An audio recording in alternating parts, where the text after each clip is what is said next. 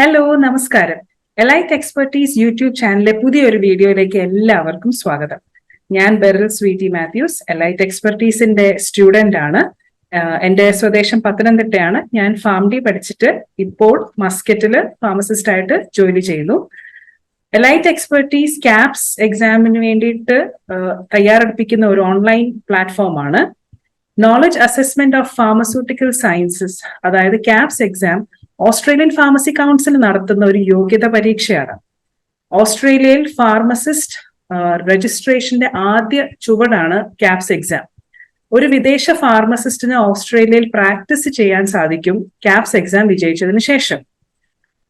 നിങ്ങൾ caps exam പാസ്സായി കഴിഞ്ഞാൽ തുടർന്നുള്ള ഇംഗ്ലീഷ് എക്സാമും കൂടെ വിജയിച്ചാൽ ഓസ്ട്രേലിയൻ പെർമനന്റ് റെസിഡൻസ് വിസാസ് ആയ 190 വിസ, 491 വിസ എന്നിവയ്ക്ക് അപേക്ഷിക്കാം.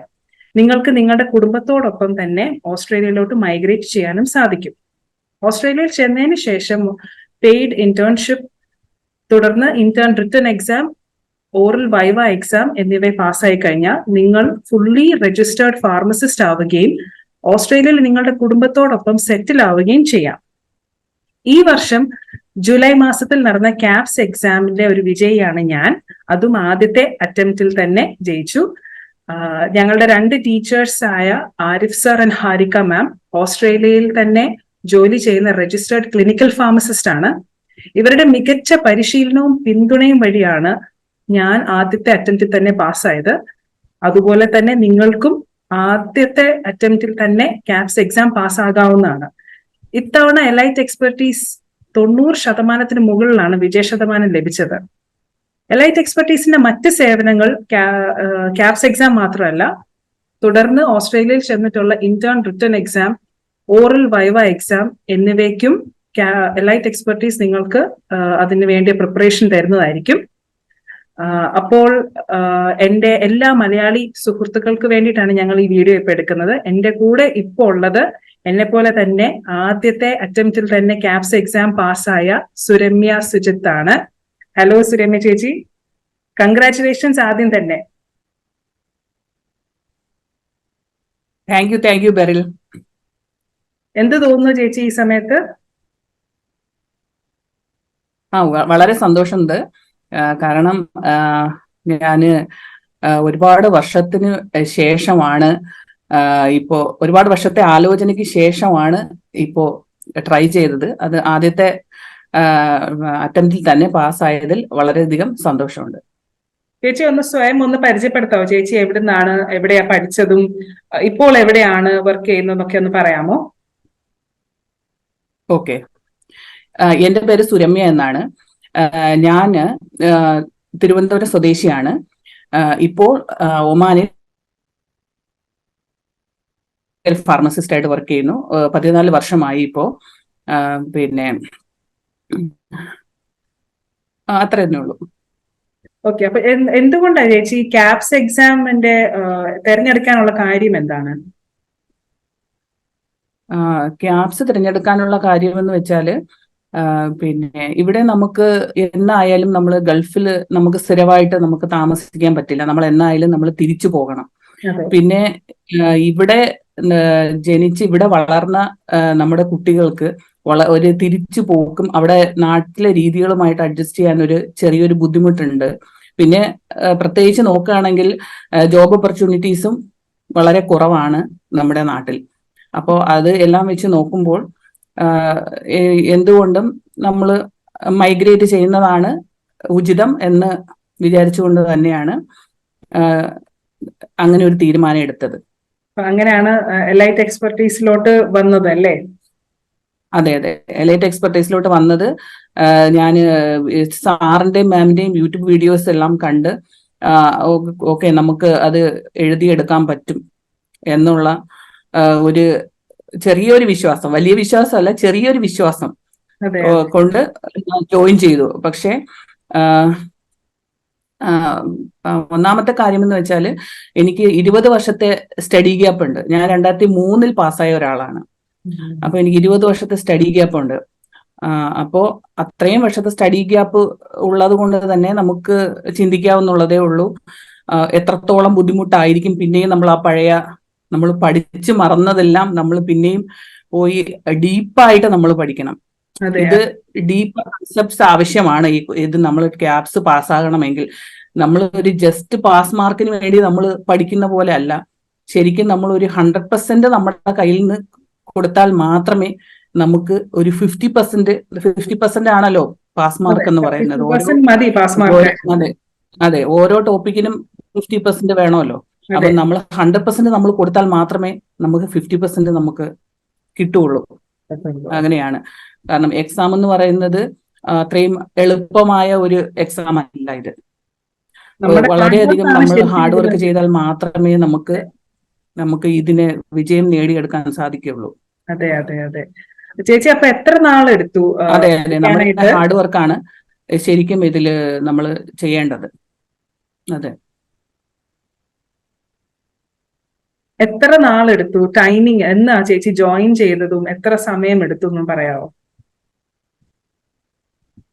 ഞാന് ജോയിൻ ചെയ്തത് ഒരു 6 മാസം മുമ്പൊക്കെ ജോയിൻ ചെയ്തിട്ടുണ്ട്. പക്ഷെ ശരിക്കും പഠിക്കാൻ, കാരണം എനിക്കത് മാർച്ചിൽ എക്സാം എഴുതാമെന്നാണ് ഞാൻ വിചാരിച്ചത്. പക്ഷെ എനിക്ക് അക്കാഡമിക് ട്രാൻസ്ക്രിപ്റ്റ് കിട്ടാൻ കുറച്ച് വൈകി. അപ്പോൾ അത് കിട്ടി വന്നപ്പോഴത്തേക്കും രജിസ്ട്രേഷൻ ഡേറ്റ് കഴിഞ്ഞു പോയിരുന്നു. അങ്ങനെയാണ് പിന്നെ ജൂലൈയിൽ ഡേറ്റ് എടുത്തിട്ട് ഒരു 4 മാസം പഠിച്ചു. ശരിക്കും 2 മാസം ശരിക്കും പ്രാക്ടീസ് ചെയ്തു. ഒരു ദിവസം എത്ര മണിക്കൂർ വെച്ച് ചേച്ചിക്ക് സ്പെൻഡ് ചെയ്യാൻ പറ്റി? കാരണം ചേച്ചി വർക്കും കൂടെ ചെയ്യുമല്ലായിരുന്നു. അപ്പൊ എത്ര മണിക്കൂർ വെച്ച് ഒരു ദിവസം? ഒരു ദിവസം നമ്മൾ കുറഞ്ഞത് 5 മണിക്കൂറെങ്കിലും നമ്മൾ പഠിച്ചിരിക്കണം. കുറഞ്ഞത് 5 മണിക്കൂർ പഠിച്ചിരിക്കണം. അതെ അതെ അതെ.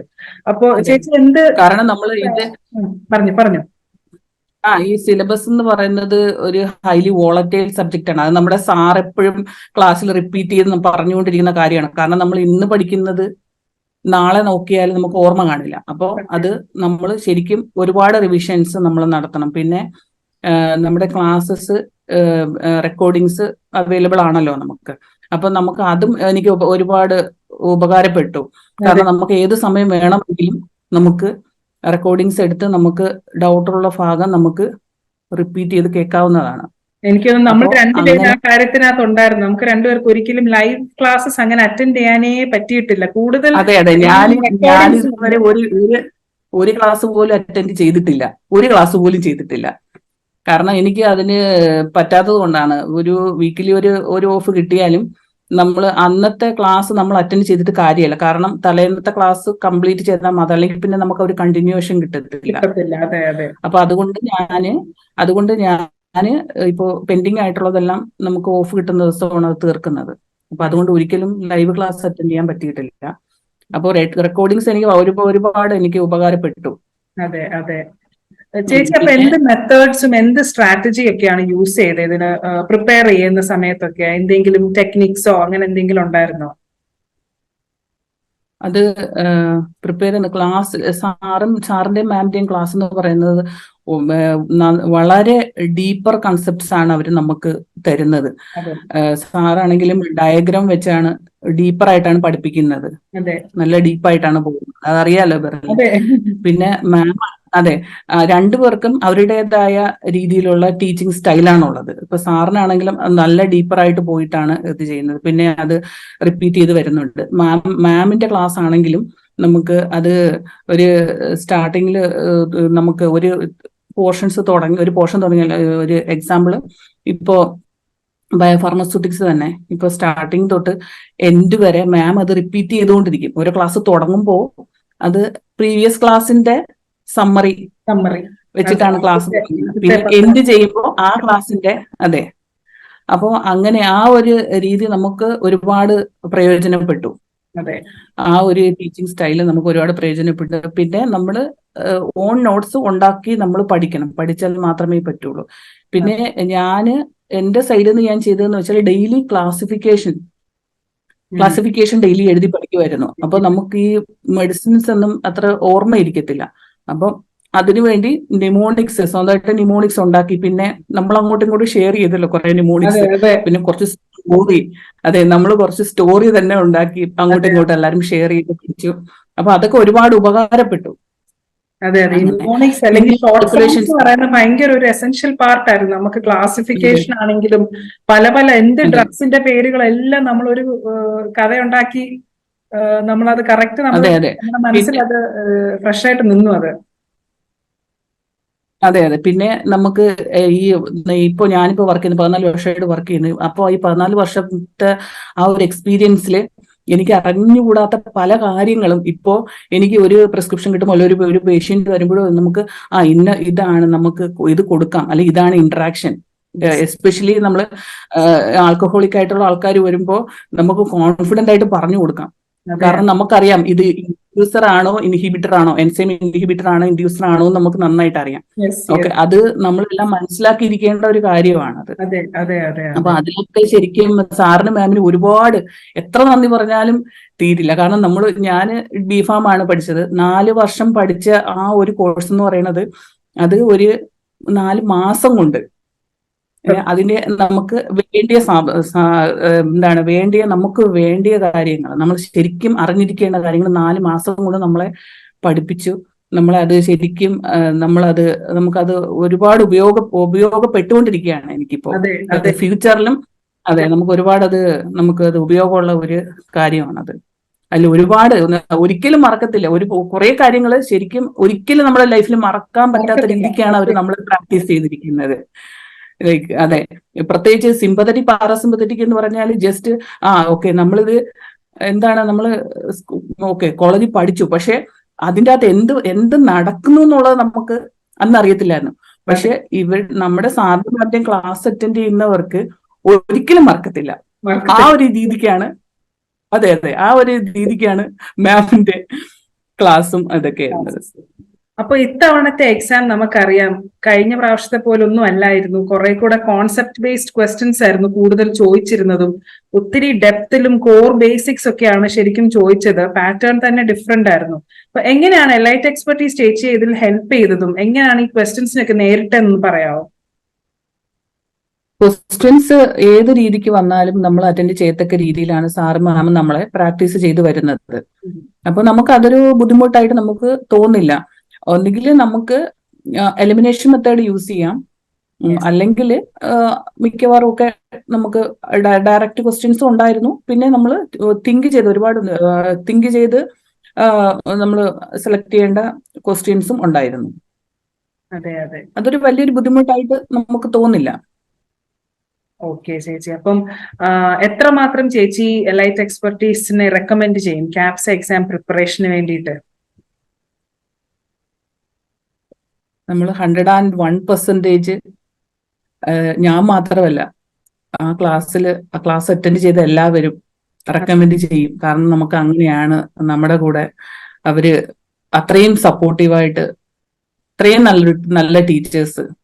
ശരിക്കും നമുക്ക് ഒരിക്കലും ശരിക്കും എന്താ പറയുന്നത് എല്ലാവർക്കും ഓസ്ട്രേലിയയിലോട്ട് പോകാനുള്ള ഒരു വഴി തുറന്നു തന്നത്, അതിനുവേണ്ടി സഹായിച്ചത് ശരിക്കും നമ്മുടെ ഹരിക മാമും ആരിഫ് സാറും. നമുക്കൊരിക്കലും അവരെ നമുക്ക് മറക്കാൻ പറ്റില്ല.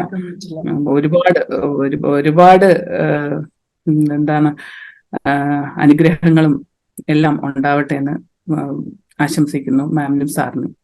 അപ്പം ഇനിയും ക്യാപ്സ് എക്സാം എഴുതാൻ പോകുന്നവരുടെ അടുത്ത് എന്തെങ്കിലും അവസാനമായി എന്തെങ്കിലും നിർദ്ദേശമോ എന്തെങ്കിലും പറയാനുണ്ടോ ചേച്ചിക്ക്? എനിക്ക് പറയാനുള്ളത് സമയം വേസ്റ്റ് ആക്കരുത്. കാരണം നമുക്ക് കിട്ടുന്നത് 1 മിനിറ്റ് ആണെങ്കിലും ആ 1 മിനിറ്റിൽ നമ്മൾ എന്തെങ്കിലും ഒരു ക്ലാസിഫിക്കേഷനോ എന്തെന്ന് എഴുതി പഠിക്കുക. കാരണം ക്ലാസിഫിക്കേഷൻ എന്ന് എങ്ങനെ പോയാലും ഒരു 10 മാർക്ക്, കുറഞ്ഞത് 10 മാർക്കിന് ഉറപ്പായിട്ട് ചോദിക്കും. അപ്പൊ നമ്മൾ അത്ര ഈസി അല്ല. അത് നമ്മൾ ഓർത്തിരിക്കുന്നത് ഈസി ആയിട്ടുള്ള ഒരു കാര്യമല്ല. അപ്പൊ നമ്മൾ അത് നന്നായിട്ട് അത് പ്രിപ്പയർ ചെയ്യുക. കിട്ടുന്ന ഓരോ മിനിറ്റും ആ 1 മിനിറ്റിൽ എന്ത് ചെയ്യാൻ പറ്റും അത് ചിന്തിക്കുക. നമ്മൾ പ്രിപ്പയർ ചെയ്യുക. സമയം ഇല്ല എന്ന് വിചാരിക്കരുത് ആരും. കാരണം എനിക്ക് സമയം തീരെ ഇല്ലാതെ പഠിച്ച് പാസ്സായ ഒരാളാണ്. അതെ അതെ, തീരെ ഇല്ലാതെ ഒരുപാട് അതെ ഒരുപാട് ബുദ്ധിമുട്ടുകൾ അനുഭവിച്ചാണ് ഞാൻ എക്സാം പ്രിപ്പയർ ചെയ്തത്. കാരണം ആകെ 2 ദിവസമാണ് ഞാൻ എക്സാമിന് മുമ്പ് എനിക്ക് അവധി കിട്ടിയത് എക്സാമിന് വേണ്ടിയിട്ട് ഒന്ന് റിവൈസ് ചെയ്യാനും എല്ലാത്തിനും. അപ്പൊ എനിക്ക് പറ്റുമെങ്കിൽ ഇപ്പോ കാരണം ഇപ്പൊ പാസ്സായതില് ഞാൻ മാത്രമാണെന്ന് തോന്നുന്നു ഇത്രയും ഗ്യാപ്പ് ഉള്ളത്. പിന്നെ അത് കഴിഞ്ഞ് 2003 പാസ്സായത് ഞാൻ, പിന്നെ ഉള്ളത് 2009 തോന്നുന്നു. അപ്പൊ പിന്നെ കൂടുതൽ സ്റ്റുഡൻസും പുതിയ ഇപ്പൊ പാസ്സായി ഇറങ്ങിയ കുട്ടികളാണെന്ന് തോന്നുന്നു. അതെ അതെ. ചേച്ചിക്ക് ചെയ്യാൻ പറ്റുമെങ്കിൽ തീർച്ചയായിട്ടും ഇത്രയും അതൊരു ഹാർഡ് വർക്ക് ഇട്ടാ എന്തും നമുക്ക് ചെയ്യാൻ പറ്റും. അതെ, ഹാർഡ് വർക്ക് ചെയ്യുക. പിന്നെ കാൽക്കുലേഷൻ എല്ലാം നമ്മൾ ഒരു മെത്തേഡ് യൂസ് ചെയ്ത് പല മെത്തേഡ് യൂസ് ചെയ്യുക. എക്സാമിന് നമുക്ക് ഒരുപാട് അത് ഹെൽപ്ഫുൾ ആവും. കാരണം നമ്മൾ ഒരു മെത്തേഡ് തന്നെ പഠിച്ചുകൊണ്ട് പോയാൽ ചിലപ്പോൾ അവിടെ ചെല്ലുമ്പോൾ നമുക്ക് ആൻസർ കിട്ടിയെന്നില്ല. പല മെത്തേഡ് യൂസ് ചെയ്യുക, കാരണം ഓപ്ഷനിൽ നമുക്ക് അതൊരു ആൻസർ ഉണ്ടാവുമല്ലോ. അതെ അതെ. അപ്പോൾ ആ രീതിക്ക് ശരിക്കും പ്രാക്ടീസ് ചെയ്യുക, ഒരു മിനിറ്റ് പോലും വേസ്റ്റ് ചെയ്യാതെ പ്രാക്ടീസ് ചെയ്യുക. പിന്നെ സാറ് മാം എന്താണ് പറയുന്നത് ശരിക്കും അത് ഫോളോ ചെയ്യുക. അപ്പം എല്ലാവർക്കും പുതിയതായിട്ട് എഴുതാൻ പോകുന്ന എല്ലാവർക്കും എൻ്റെ ആശംസകൾ. നന്നായി പ്രാക്ടീസ് ചെയ്യുക, നന്നായിട്ട് ഹാർഡ് വർക്ക് ചെയ്യുക, സാറ് മാം പറയുന്ന എല്ലാം ഫോളോ ചെയ്യുക. ഉറപ്പായിട്ടും പാസ്സാവാൻ പറ്റും. All the best. Thank you so much. Thank you ചേച്ചി സോ മച്ച്. ഇത്രയും ഡീറ്റെയിൽഡ് ആയിട്ട് എല്ലാം എക്സ്പ്ലെയിൻ ചെയ്ത് തന്നതിന് ഒത്തിരി താങ്ക്സ്. ഓൾ ദി ബെസ്റ്റ് ചേച്ചി, മുന്നോട്ടുള്ള എല്ലാ കാര്യത്തിനും വേണ്ടിയിട്ട്. ഹോപ്പ്ഫുള്ളി നമുക്ക് ഓസ്ട്രേലിയയിൽ വെച്ച് കാണാം. ഓക്കെ, അതെ, അങ്ങനെ ആവട്ടെ. ഓക്കെ ചേച്ചി, thank you so much. Okay beryl, okay, thank you so much.